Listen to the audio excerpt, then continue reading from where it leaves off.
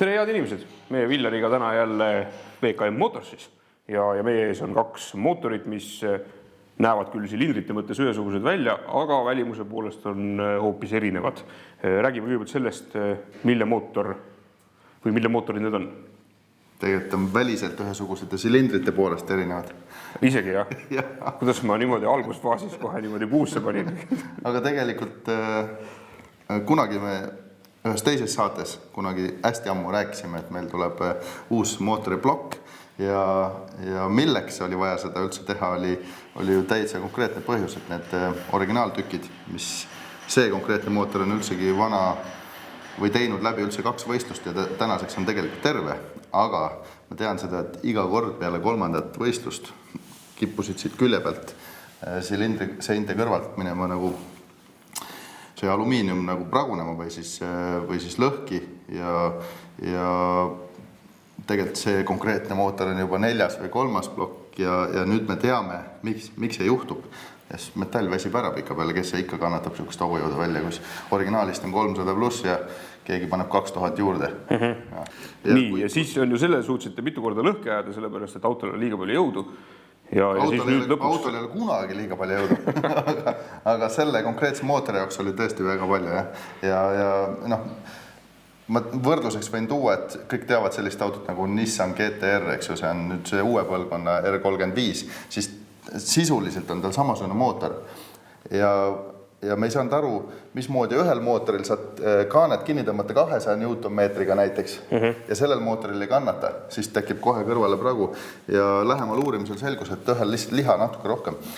Ja selle pärast oli vaja siis uus plokk vaja teha. Ma mäletan vanadest aegadest veel mingit sellist edasiarendust, kus siia valati sisse veel betooni ja tehti mingisuguseid imeasju, et need siis ükski ei töötanud sellisel soovitud. Betoon kui selline, mis valatakse vees härki, töötab külgsuunas. Tähendab seda, et sa muudad külgsuunas silindri seina tugevamaks. Aga meil oli häda selles, et me tõmbasime sisuliselt ploki kaane ja selle tikuga tõmbasime ploki külje pealt lõhki. Või siis silindri surve tõstis kaant nii palju, et see tõmbas külje pealt lõhki, et selles vahet pole.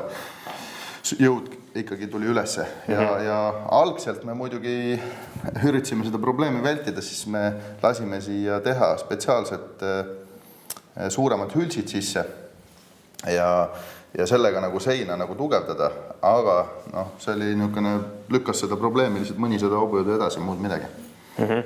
No kui ma neile nüüd peale vaatan, siis ma saan aru, et see on selgelt tükk, mida sa lähed poodi ja ostad endale. Just.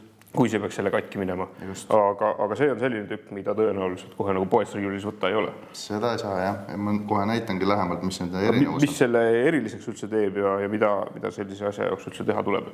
Helistad kuhugi, ütled, et tee mulle nüüd selline asi. Nii tegelikult ongi. Lihtsalt sa pead teadma kontakti ja inimesi, kes konkreetselt sellise asjaga tegeleb. Seda meie majas ei tehta, seda ei tehta ka tegelikult Eestis, kuigi know-how ja teadmised võib-olla isegi oleks, aga kogemust ei ole. Ja mul on Soomes üks hea sõber,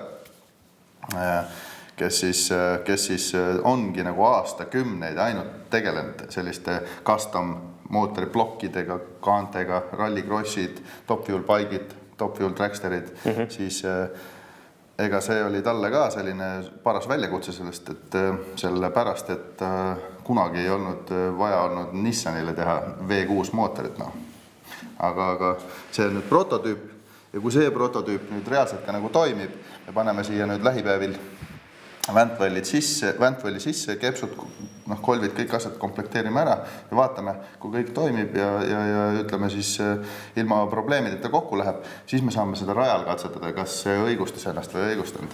No aga sul praegu autol on ju mootoril mingi asi vahel, et kas sa sõidad selle olemasolevaga nii kaua, kuni see lõhki läheb ja siis paned selle uue kullatüki sinna vahele või sa nüüd ehitadki kogu selle ümber auto või auto selle mootori ümber? Tark on teha niimoodi, et sa paned kõige kõvema tehnika auto külge ja jätad natukene kehvema või selline kulunud või vanema jätad endale varuks, et reeglina ikka keegi ei lähe enam-vähem midagi võitma, kõik lähevad ikka võidu peale välja, selleks oleks hea, kui saaks ikka selle mootori peale kohe.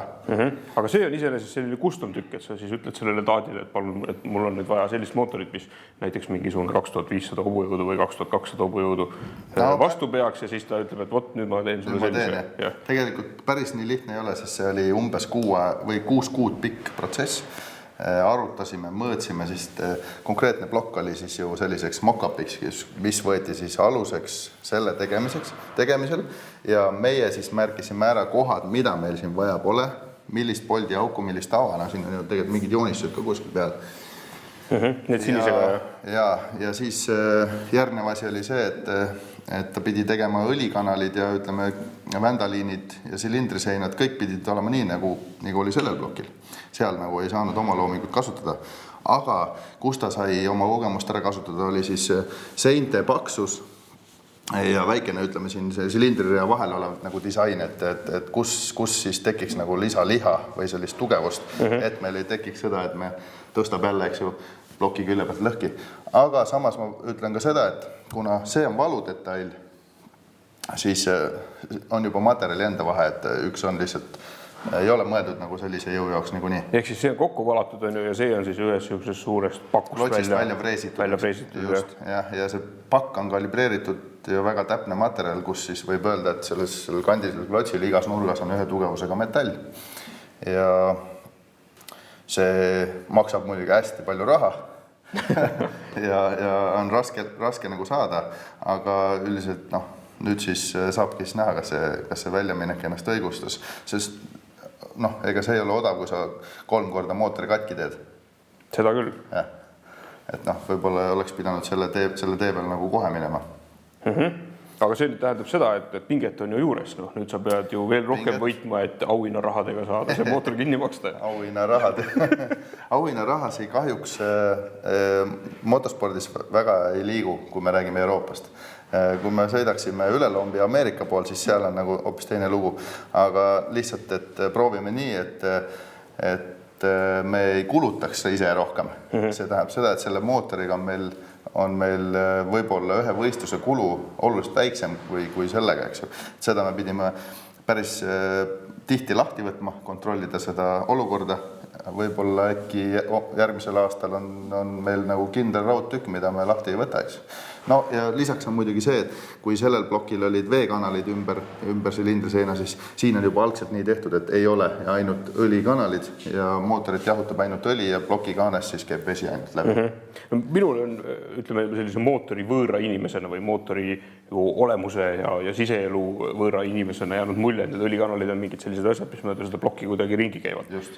Kuidasmoodi sa siis reisid siia sisse sellised erinevatesse kohtadesse minevad õlikanalid? See ongi niimoodi tehtud, et kui sa vaatad, siis näed, siin ploki taga on ilusti punn ja see punn ei ole sellepärast siin, et on nagu ilus teha, vaid see punn on sellepärast, et läbi selle ploki jookseb õlikanal ja selle puurimiseks oli vaja kuskile ava teha.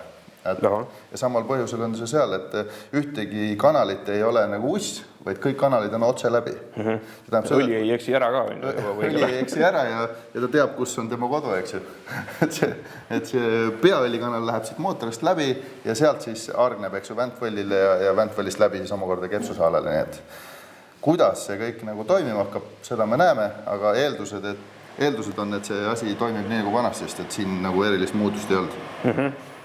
Iseenesest see mootor ei hakka ju mitte kuhugi sõitma, siia on vaja veel hunnik asju külge panna ja ma näen, et siin sinu ees on iseenesest selline kepsu ja kolvilahendus on ju, mis nüüd ka siis uuele hooajale läheb vastu sellisele läikivumaks kuues. Tegelikult see keps, näed, see konkreetne keps ja kolb, kui sa vaatad peale, natuke õhkan talle peale, vaata, kui sa vaatad, näeb välja nagu tutt-uus, keegi on lihtsalt natukene määril teda. Aga see nüüd on vist mingisugune trikiga küsimus. See on trikiga küsimus, aga ma võin öelda, et see kolb on sõitnud 2 aastat siin ploki sees. Või siis erinevate plokkide sees. Ja paljud on mul kirjutanud ja küsinud, et kaua siis üks mootor kestab.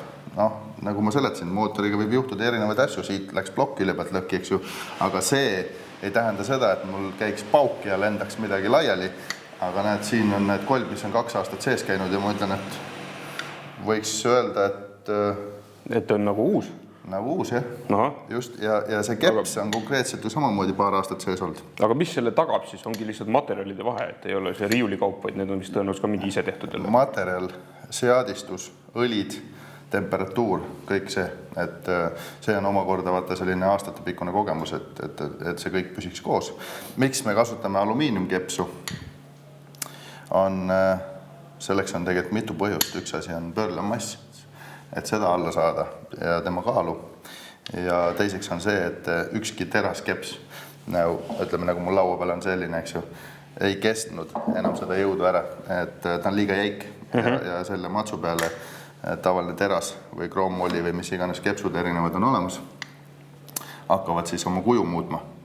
Ja meie saime teada, et umbes 400 hobujõudu per silinder oli see hetk, kui hakkas juhtuma imelike asju. Aga näed, see keps on olnud sees 2 aastat ja saanud vatti nii, et kole ja võtad kätte ja mõõdad ära. Kõik silmad, kõik on korras. Küll võidusõidus öeldakse, et alumiiniumkepsul on oma eluiga teatud arv starte, aga meie väikeste arv startide juures, ma arvan, et paneme terve hooaja veel kindlasti nendega. Ja nüüd siis sellele teadmisele baseerudes sa loodad selle mootori peale ka, jah? Just, et paneks nad kokku ja sõidaks pikalt. See on see, mis toob selle võidusõidu ühe stardikulu alla poole. See on üks täiesti tavaline tänavasõidu autokeps. Kui sa võrdled neid, siis pisike erinevus tegelikult on olemas. Jah, siin on justkui massi juures.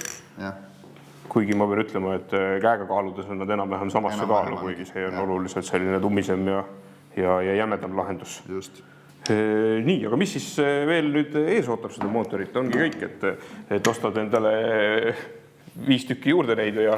Mul on olemas karbis need kõik ja varuks ka läheb kukku panemiseks. Nagu ma ütlesin, paari päeva jooksul proovime selle Ventvelise sisse ära ja kunagi ei tea, sellepärast, et asi on ikkagi prototüüp. Et võib juhtuda, et me paneme Ventveli sisse, paneme kepsud, kolvid ka ja mootor ei keegi ringi. Et kuskil seinas on vähe liha või liiga palju liha, et on vaja kuskilt natuke freesida. Tõnis võtab relaka kätte, lõikab auto parajaks. Jah, just. Ja siis, mis seal on veel on, nagu sa näed, vaata siin on, sa ei saa väga naljalt teha õlikanaleid, eks ju, ovaalseks või tilgakujuliseks, nagu on originaalid, sest me peame natukene käsitööd tegema ja siin veidi neid kokku ajama. Et selles mõttes, et sellised nagu vana puska ehitaja. Just samas õhuvreesiga. Ja sellist käsitööd on siin nagu veel, et nipet-näpet, aga üldiselt suures laias plaanis või laastus on kõik ikka super, väga hea. Sa laud selle kokku ja sa Eestis mingit testi ei jõua teha, kõigepealt kohe Soome ja kohe tulda. Ainult Dünopingis ma kutsun su kindlasti vaatama, teeme väikest pauku, võibolla näitan sulle vahepeal. Siis ma julgen võib-olla kõrval ka sõita suga. Just, ma tahaks näha, sellepärast, et Dünopingis olles seal kõrval tundub asi oluliselt hullem kui seal roolis. Ma juba poole lause aeg sain aru, et ma räägin mingit valet juttu. Läks valesti, aga ärgas sarvest ja mees sõnast. Selge.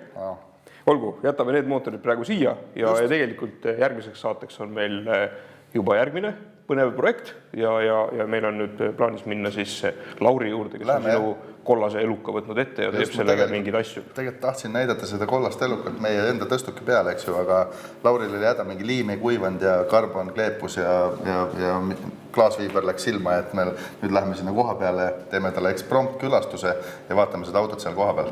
Et mis ta siis sellele sinna alla juurde on pandud. Väga hea, seda juba järgmine kord. Seniks aga, tšau. Tšau.